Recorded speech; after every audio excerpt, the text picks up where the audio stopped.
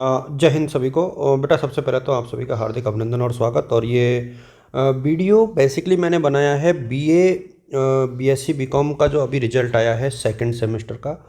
उसमें कौन कौन से स्टूडेंट जो है अगली क्लास के लिए एलिजिबल है यानी थर्ड सेमेस्टर के लिए, और जिनके बैक आई थी उसकी स्थिति क्या है, कैसे वो दूर होगी, कब फॉर्म भरने में आएंगे, तो ये सारे डिस्कशन हम इस वीडियो में करेंगे। मैंने जितनी भी मार्कशीट मेरे पास, हालांकि कम से कम 300-400 मार्कशीट आई थी, बट मैंने कुछ एक मार्कशीट को यहाँ पर बच्चों के नाम हटा दिए मैंने। आइडेंटिटी किसी की डिस्क्लोज नहीं करेंगे हम लोग। सिर्फ इनका एग्जाम्पल के साथ मैं आप लोग के साथ साझा करूँगा कि कैसे आप लोग जो हैं फॉर्म भरें और कौन स्टूडेंट पास हैं, किनके बैक है, बैक किस पेपर में है, इसका पता कैसे लगाएं। काफ़ी संजीदगी के साथ पूरे सीरियस होकर के मैं इस वीडियो को बना रहा हूं। तो आप लोग जिन बच्चों ने कमेंट कर रखे हैं पहले या जिन्होंने मुझे फ़ोटो भेज रखे हैं वो लोग समझें इस बात को कि मैं मैसेज में सारे रिप्लाई नहीं कर सकता, ये पॉसिबल भी नहीं है। आप लोग वीडियो को पूरा देख करके समझ सकते हैं। मैं रिप्लाई नहीं कर पाऊँगा, मैं फिर कह दूँ इस चीज़ को कि ये बहुत मुश्किल है। अब आप यहाँ पर देख रहे हो इस पहले स्टूडेंट की जो मैंने मार्कशीट पिक की है, ऊपर जो है ये फर्स्ट सेमेस्टर के मार्क्स हैं। तो यहाँ पर आप देखोगे कि फर्स्ट सेमेस्टर में इसके किसी भी पेपर में, यहाँ ग्रेड देखिए आप लोग।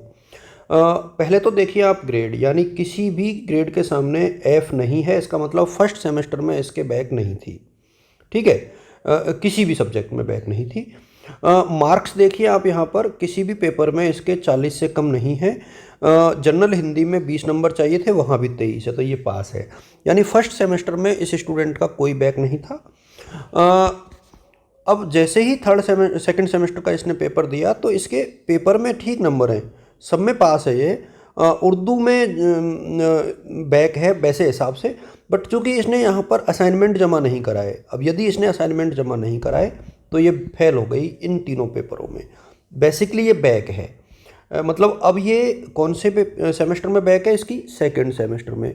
तो रिजल्ट आया है BPROM, इसका मतलब ये थर्ड सेमेस्टर दे सकता है या सकती है, पता नहीं गर्ल्स की है या बॉयज़ की है। तो ये स्टूडेंट जो है थर्ड सेमेस्टर दे सकता है। लेकिन ये जो F वाले पेपर है ना, वो इसके लगेंगे जब दोबारा फॉर्म भरने में आएंगे फोर्थ सेमेस्टर के जुलाई अगस्त में, जुलाई के आसपास, तब ये पेपर इसको देने पड़ेंगे। नहीं तो ये फेल मानी जाएगी या माना जाएगा। इसी तरीके से मैं अगली मार्कशीट की तरफ, जैसे अब ये है, ये मुझे पता नहीं किसकी है, बट यहाँ पर आप देख पा रहे हो, देखिए फर्स्ट सेमेस्टर में इसके एक पेपर में F था। लेकिन यहाँ जैसे ही ये टोटल आगे बढ़े तो सेकंड सेमेस्टर में भी इसके 3 पेपरों में F लिखा हुआ आ गया और इसके क्रेडिट पॉइंट बहुत कम रह गए। यानी यहाँ पर आप देख पा रहे हो सेकंड में मात्र 12 क्रेडिट पॉइंट है और अर्न क्रेडिट परसेंटेज जो है मात्र 10% है। ये 50 होनी चाहिए थी, कम से कम 40 ज़रूरी थी, दोनों में अलग अलग भी। तो यहाँ पर सिर्फ 40 है, इसका मतलब ये जो है अपीयर नहीं हो पाएगा या हो पाएगी। अच्छा, अब इसकी स्थिति क्या रहेगी, ध्यान रहे इस चीज़ का। ये जो स्टार का चिन्ह है शायद ये रिवेल का है। पहली बात तो ये आप देखेंगे कि आफ्टर रिवेल मार्क्स है, तो ये जो स्टार का मतलब ये है कि इसने रिवेल का फॉर्म भरा होगा और रिवेल के बाद ये स्थिति रही है। अब ये स्टूडेंट क्या करेगा, देखिए ये अभी थर्ड सेमेस्टर चूँकि इसका नहीं लगेगा, ध्यान रहे। लेकिन जब थर्ड सेमेस्टर के फॉर्म आएंगे तो ये फर्स्ट सेमेस्टर के जिस पेपर में फेल है ना, सिर्फ एक पेपर इसका लगेगा, ये वाला ज्योग्राफी का, ध्यान रहे। सॉरी, सोशलॉजी है इसके, प्रिंसिपल ऑफ सोशलॉजी। तो ये पेपर, यानी थर्ड सेमेस्टर के साथ इसका फॉर्म भरने में आएगा तो सिर्फ ये एक पेपर देगा जिसमें फर्स्ट सेमेस्टर में बैक थी। और ये जो सेकंड सेमेस्टर में बैक है ना, ये जुलाई में जब फॉर्म भरने में आएंगे तब ये वाले पेपर देगा। तो थर्ड सेमेस्टर ये कब भरेगा, जब दिसंबर 2025 में एग्ज़ाम फॉर्म भरने में आएंगे तब। यानी लगभग 1 साल इस बच्चे का ख़राब हो गया। ये मैं बार बार मैं रिपीट करता आया हूँ कि आप लोग जो है थोड़ा सा सीरियस होकर पढ़े, वरना यही सिचुएशन आपके सामने बनती चली जाएगी। अब एक कैंडिडेट ये है। अब यहाँ पर हम इसको देखते हैं। देखिए इसके सेकंड सेमेस्टर में यहाँ पर सिर्फ एक पेपर में F है। अब ये F क्यों है, क्योंकि यहाँ इसके 34 नंबर हैं जबकि इसके 40 होने चाहिए थे पॉलिटिकल साइंस में। फर्स्ट सेमेस्टर में इस बच्चे के ग्रेड ठीक है, ये पास है। आफ्टर रिवोल्यूशन के मार्क्स बाद भी इसके मार्क्स नहीं बढ़े। अब ये थर्ड सेमेस्टर दे सकता है, आराम से दे सकता है। लेकिन इसका जो ये वाला पेपर है ना, ये फोर्थ सेमेस्टर के साथ होगा, ध्यान रहे, ये अभी नहीं होगा। यानी फर्स्ट में यदि कोई बैक है तो वो अभी थर्ड के साथ हो जाएगी, और यदि सेकंड में कहीं कोई बैक है तो वो फोर्थ के साथ होगी। ये आप लोग नोट करें। और जनरल इंग्लिश, जनरल हिंदी में रिवेल नहीं होता है, कम से कम 20 नंबर लाना ज़रूरी है। यदि इतने मार्क्स आपके नहीं आए हैं तो कोई फ़ायदा नहीं है। अब जैसे ये कैंडिडेट फेल है, तो ये फेल क्यों है, आप देखेंगे सीधे सीधे कि इसके 5 पेपरों में F लिखा हुआ आया है, तो कहानी ख़त्म हो गई। ये इसकी 1 साल ख़राब हो गई। लेकिन उपाय क्या है, ध्यान रहे, फर्स्ट सेमेस्टर में जैसे इसके तो चारों के चारों में फेल था या थी, जो भी है, तो अब इसको ये चारों पेपर है ना, अभी थर्ड सेमेस्टर के जब फॉर्म भरने में आएंगे ना, तो ये चारों पेपर इसको देने हैं। फिर जुलाई में जब फॉर्म भरने में आएंगे तो सिर्फ इसको जनरल इंग्लिश देना है। जब दोबारा फोर्थ सेमेस्टर के आएंगे तब इसको मात्र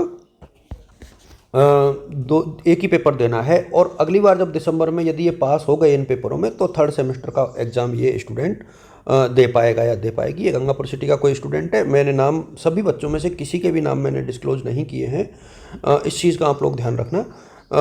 ये देखिए, अब ये स्टूडेंट है, ये भी बैक है, तो इसके फर्स्ट सेमेस्टर में कोई बैक नहीं है, आप यहाँ पर देख पा रहे हो, ये फर्स्ट में पास है, कोई दिक्कत नहीं है। तो थर्ड के साथ इसको सिर्फ थर्ड के ही देने।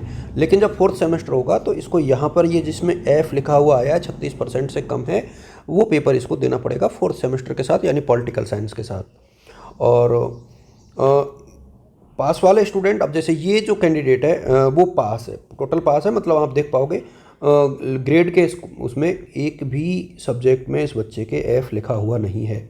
अच्छा, O का मतलब क्या है, ये यहाँ पर O का मतलब बेसिकली आउटस्टैंडिंग होता है।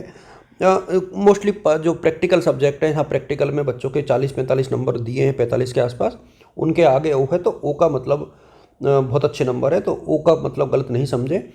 P का मतलब जनरल पास है, जैसे यहाँ जनरल इंग्लिश में इसके मात्र 21 नंबर है, तो ये पास है, बैक नहीं है इसके।